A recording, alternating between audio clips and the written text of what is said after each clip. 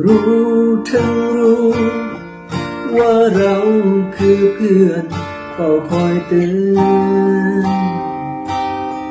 ตัวเองเรื่อยไปรู้ทั้งรู้ว่าเธอร้องไห้อยากจะกลับไป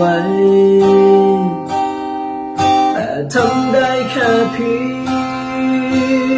งส่งเสียงหาเธอว่าฉันห่วงใยอยากไปบอกเขาช่วยดูแลเธอได้ไหมเป็นห่วงนักหนา